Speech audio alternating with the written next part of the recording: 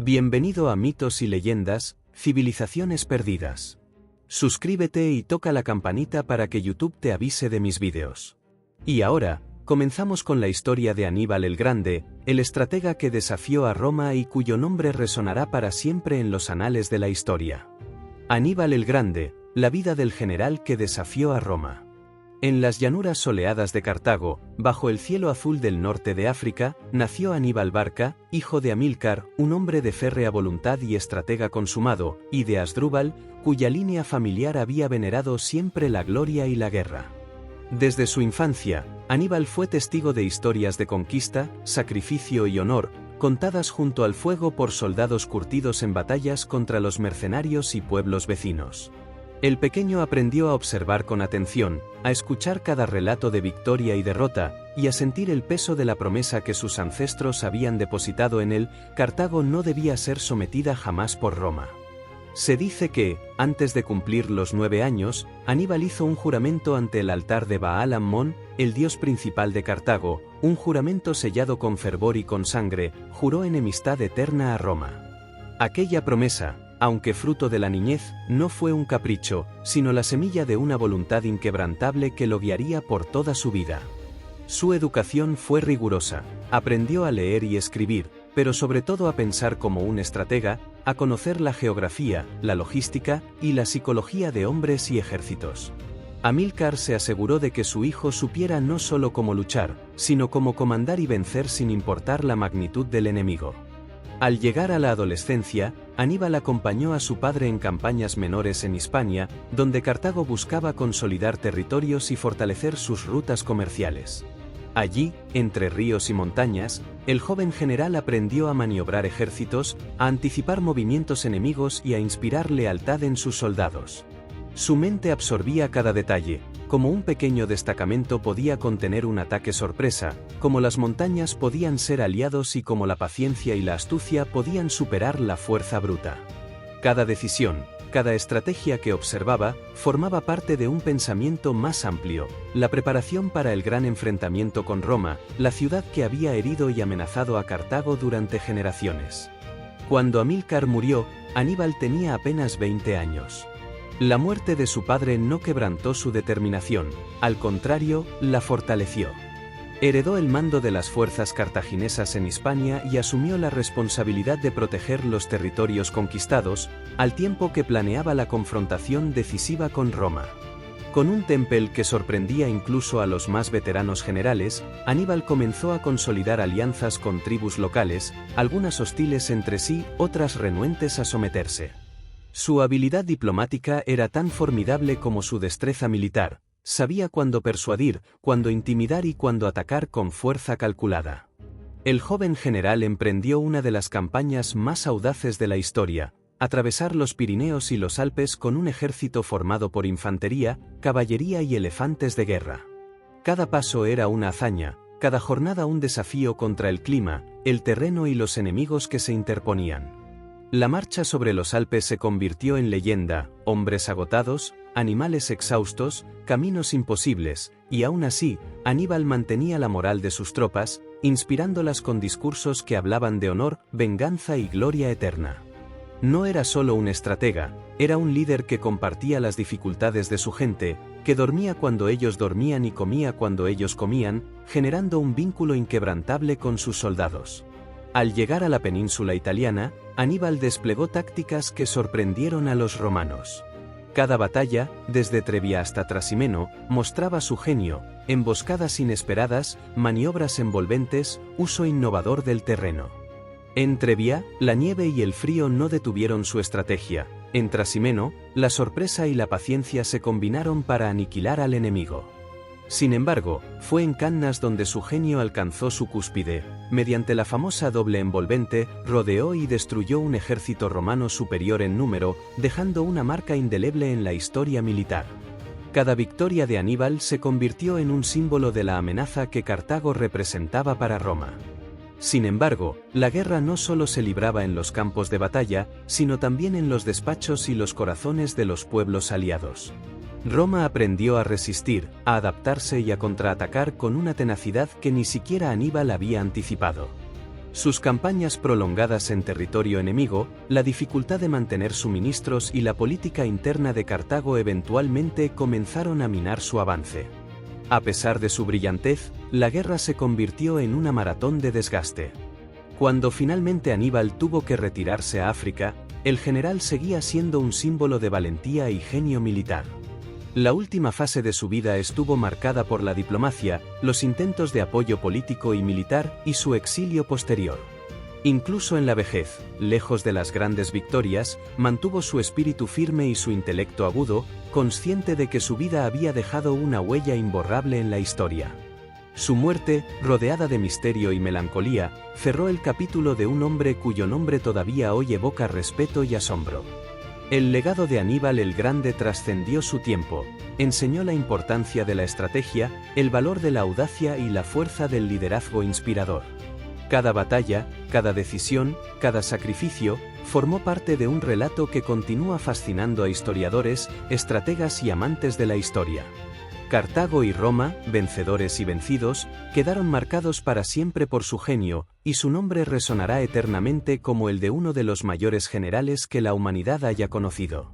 Tras la aplastante victoria en Cannas, Aníbal se convirtió en una sombra temida y respetada que recorría la península italiana.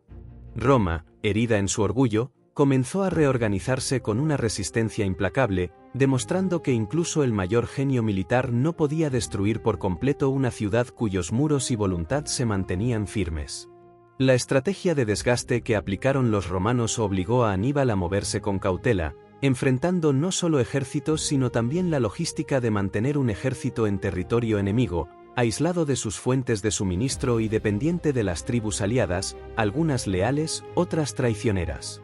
Durante años, Aníbal recorrió valles, ríos y montañas, librando batallas que hoy se estudian como paradigmas de táctica y liderazgo.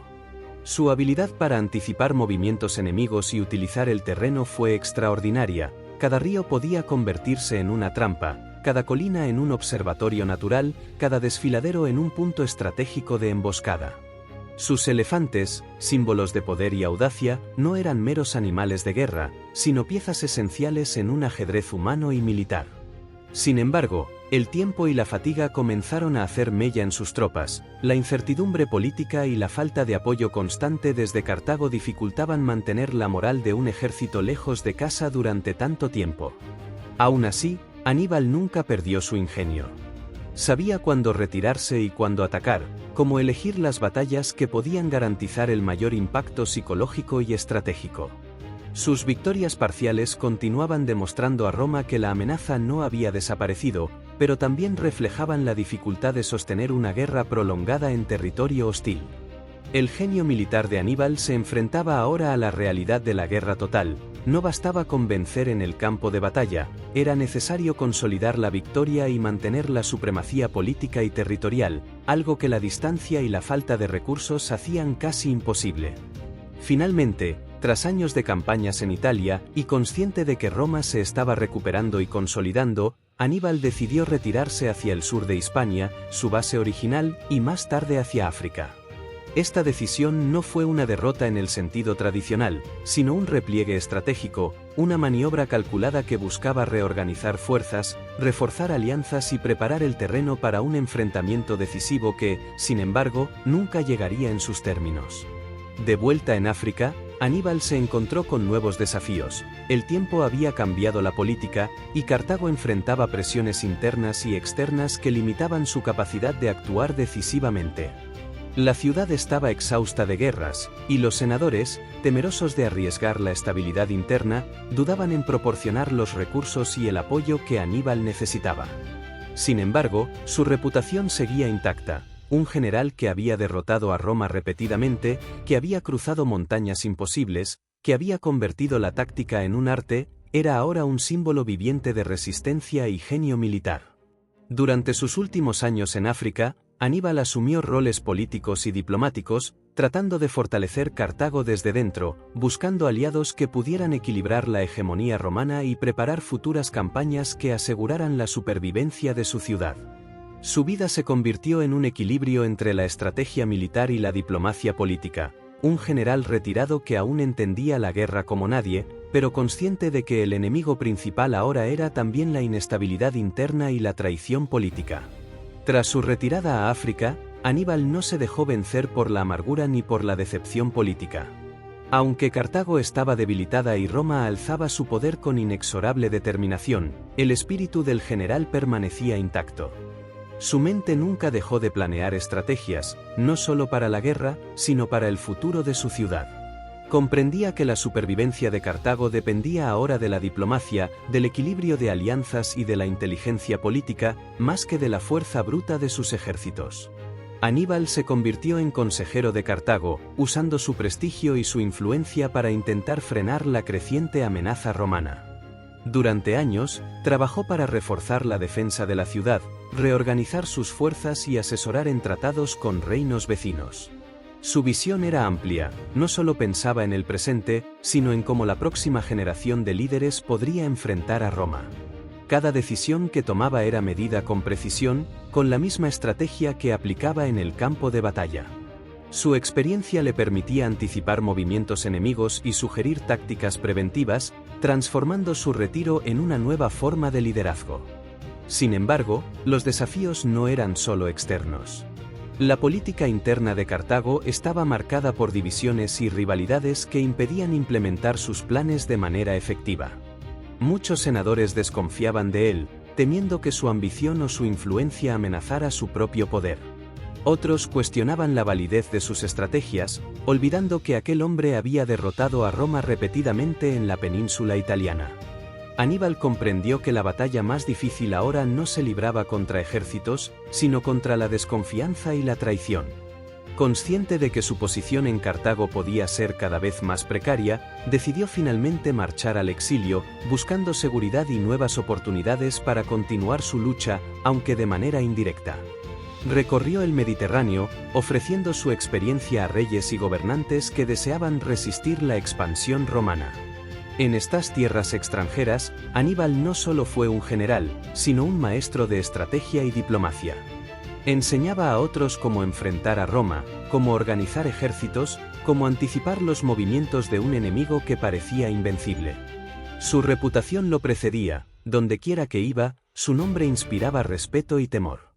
Durante este periodo de exilio, Aníbal también reflexionó sobre su vida, sobre los sacrificios realizados, los amigos y soldados que había perdido, las batallas ganadas y las oportunidades que no se concretaron.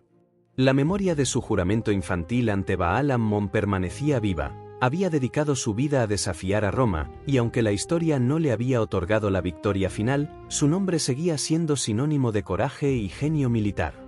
Sus días se llenaban de análisis, de planificación y de consejos a líderes que buscaban resistir la hegemonía romana, demostrando que incluso en la vejez, su mente no había perdido un ápice de agudeza. Finalmente, la vejez y la constante amenaza de los agentes romanos lo llevaron a tomar la decisión más solemne de su vida: preservar su honor hasta el final. Para evitar ser capturado por Roma, Aníbal optó por la muerte voluntaria, consumando así la tragedia y la grandeza de su existencia. Su final fue un acto que reflejaba la coherencia de su vida: un hombre que había jurado lealtad a su ciudad y a sus principios, que había enfrentado desafíos inimaginables, que había cruzado montañas imposibles y vencido ejércitos superiores, cerraba su historia manteniendo intacto su honor. El legado de Aníbal se perpetuó a través de los siglos. Sus tácticas se estudian en academias militares de todo el mundo, sus batallas son ejemplo de innovación estratégica y liderazgo inspirador. Cada generación que aprende sobre él descubre que la grandeza no reside únicamente en la victoria, sino en la audacia, la visión y la perseverancia frente a adversidades insuperables. Su historia inspira a comprender que incluso los más grandes desafíos pueden ser enfrentados con ingenio, coraje y determinación. Así, la vida de Aníbal el Grande se convirtió en un símbolo eterno, del hombre que desafió a la ciudad más poderosa de su tiempo, que cruzó montañas y ríos, que venció en campos de batalla que parecían imposibles, y que mantuvo su espíritu intacto hasta el último aliento.